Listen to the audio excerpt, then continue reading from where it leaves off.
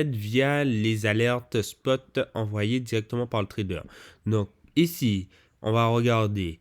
Donc ici, on vérifie bien que ce soit écrit Binance Spot. Binance Spot signale une fille BTC. Donc c'est une fille qu'on va vouloir acheter contre le BTC. C'est bien écrit, il faut 4% de ton portefeuille maximum. Utiliser 4% de ton portefeuille.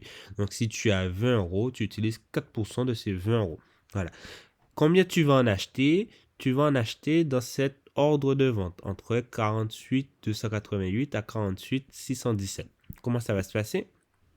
Tout d'abord, si tu es sur l'ordi, parce que les vidéos effectivement qui a été réalisées via FutureDTN, c'est via l'application sous le portable. Lorsqu'on est sur l'ordi, il faut faire trader, il faut faire fondamental. On clique ici. Une fois qu'on a cliqué sur fondamental, on va inscrire dans la barre de recherche juste ici. Voilà, on va inscrire la crypto-monnaie qu'il fallait. Donc, c'était Unfi. Voilà, on va sur Unfi. Une fois qu'on a cliqué sur Unfi, on vérifie bien que ce soit écrit Unfi BTC. OK, donc c'est similaire à ce que le trader nous a donné. Unfi BTC, très bien.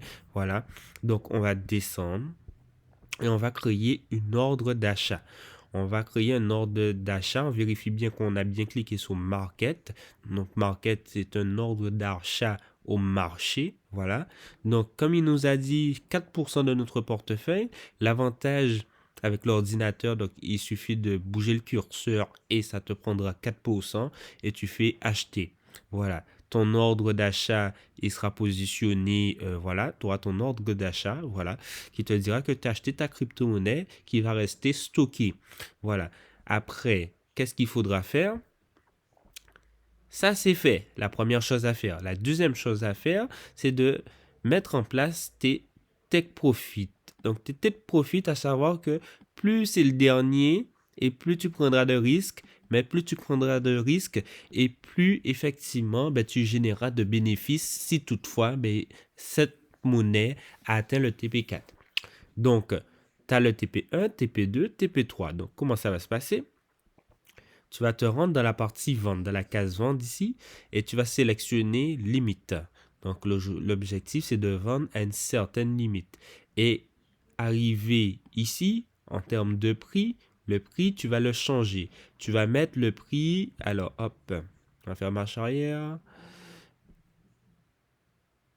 On va arriver ici et tu vas mettre ce prix-là, ça. Donc, l'objectif est d'aller mettre 53 222. Donc, on va mettre 53 222. Alors, qu'est-ce qu'il m'a fait? Hop. Enfi BTC. Alors, juste un instant. Très bien. Alors, on redescend dans la zone de... Hop. Dans la zone de vente, on vérifie bien portefeuille spot, limite, OK. Et ici, voilà, on inscrira le montant du TP1. Voilà, 53, 53, 22. Hop, alors j'ai peut-être dû oublier un truc. 222, plus précisément. Très bien, 53, 222. Voilà. Ici, on mettra combien qu'on souhaite en vendre.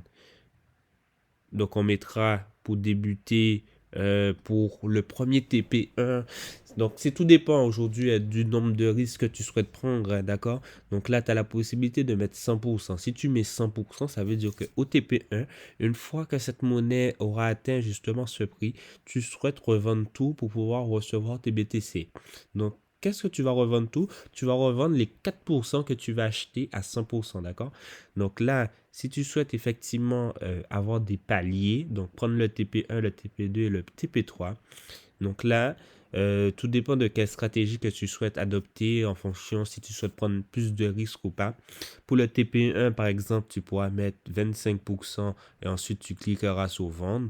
Ensuite, tu inscriras le montant du TP2, donc 59, hop, hop, 59 559, voilà. Et au TP2, disons que tu souhaites en vendre 50%, voilà. Et tu feras vendre, voilà. On est d'accord qu'on a vendu 25 et 50, donc on est déjà à 75%. Et on terminera avec le TP3. TP3, voilà, tu inscriras le TP3 ici et tu feras vendre. Soit tu feras vendre la totalité, donc tu mettras 25% la totalité, ou sinon tu feras la moitié, par exemple 15%, et les 10 autres pourcents, tu mettras pour le TP4. Voilà, j'espère que j'ai été clair, d'accord, dessus. Donc là, c'est pour les ordres d'achat. Voilà, c'est comme ça qu'il faut fonctionner. Après, si c'est un ordre de vente, il faudra faire justement l'inverse de ce que tu as fait ici présent pour un ordre de vente. Par exemple, si là c'est écrit zone de vente, il faudra changer.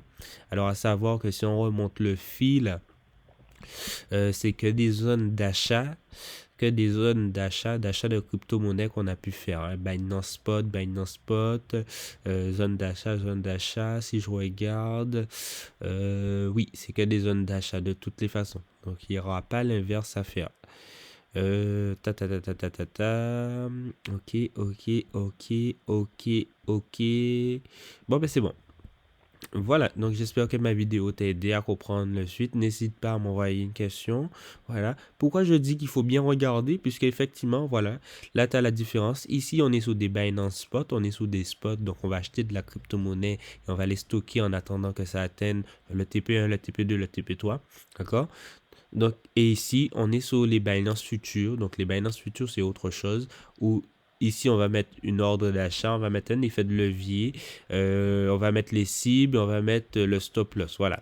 Ça, je t'invite à regarder quand même la vidéo. Pour l'instant, je n'ai pas encore fait de futur aussi. Je n'ai pas encore fait ceci puisqu'il nous a pas encore balancé de futur. Mais il faut regarder quand même la vidéo jusqu'au bout. Voilà, voilà.